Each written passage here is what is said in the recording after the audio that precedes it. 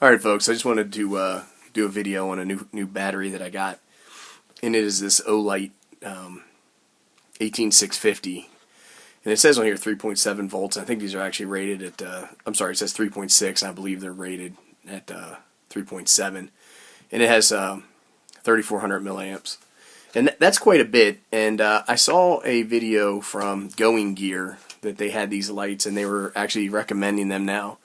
I guess the hot 18650 that everybody was buying was, I think, the Orbtronics or the Nicors. And Going Gear said that this is going to be the battery that they're putting forward. They all have the same Panasonic insides to them. What's really different is how the companies package circuit protection and wrap them. But 3400 is a pretty stout battery, and I'm excited to get this. I want to put it on my X-Tar charger. Just make sure that it's fully charged and in capacity, and then I'm going to put it in this Olight flashlight. I'm going to try it in some other flashlights as well, and use it for a couple of days and see how it goes. I may attempt to do some beam shots, beam videos. I've never done one of those before, so I have to figure out a way to do it. I'll just go outside and point a flashlight at my neighbor's house and see if he comes outside upset. And then I'll pen this video with that. Anyhow, I picked this up. I think they're charging around $15.75, somewhere right around there for the flashlight. $2 for shipping. So you get it to your house for about $18, which is a great rate for a lithium-ion 18650. Anyhow, let's get this charged up, and then we'll get it in a couple flashlights and see how it does. Alright, so what we're going to do now is we're going to take this Olight battery, and we're going to drop it in the X-Tar charger, and we're going to see what it's shipped at. And then we're going to allow it some time to top off before we start putting it in flashlights and stuff like that and testing it out.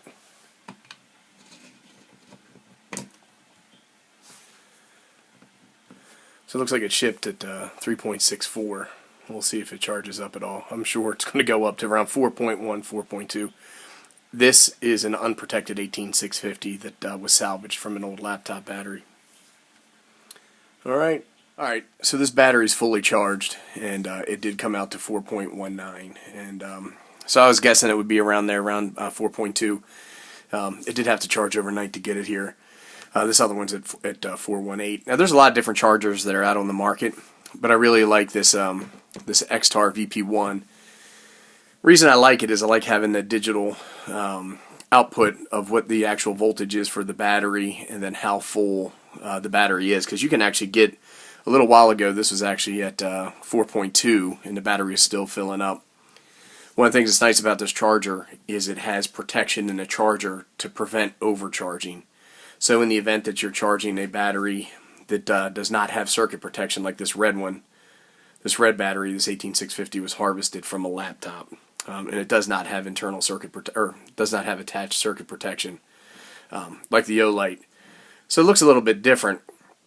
Both of these batteries have the same core, an 18650, and then with these batteries that have protection built into them, you can kind of see it right here, is a little circuit board that's put at the bottom of the battery, and then a strip of metal that runs up the side and connects into the top.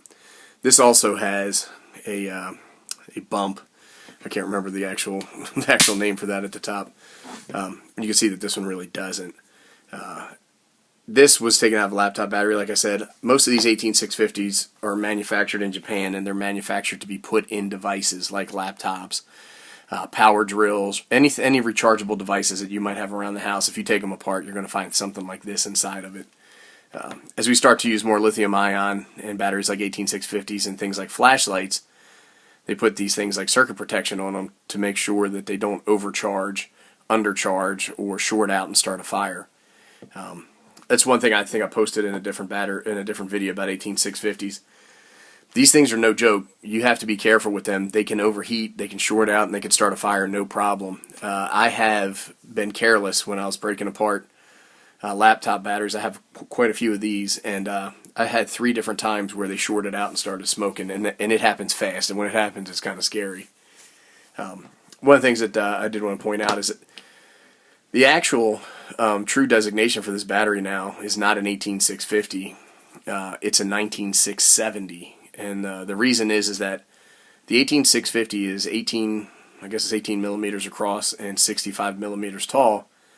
And then once you start putting the circuit protection and the wrappers and stuff on here, It actually becomes 19 millimeters across and 67 millimeters tall. So you can have problems fitting that. You can see that. Well, you can't see that. Let me if I turn it sideways a little bit. You can see that the battery is bigger now, and you can have problems putting that into a flashlight or a device.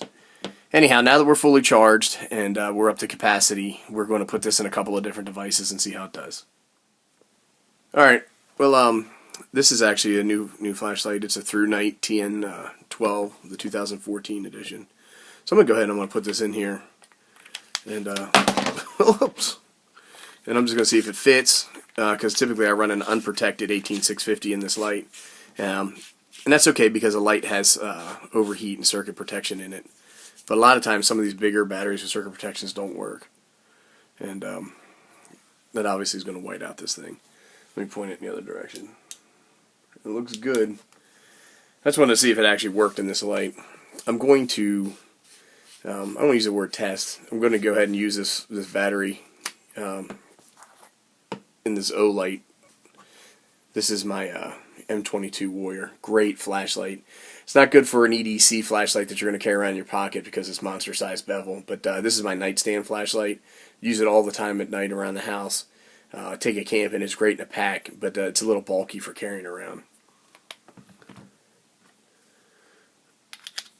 Let's get this baby in here and see what happens.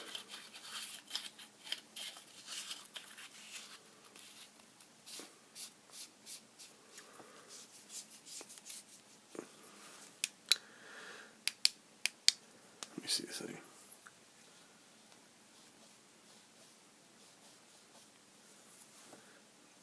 So it's pretty bright.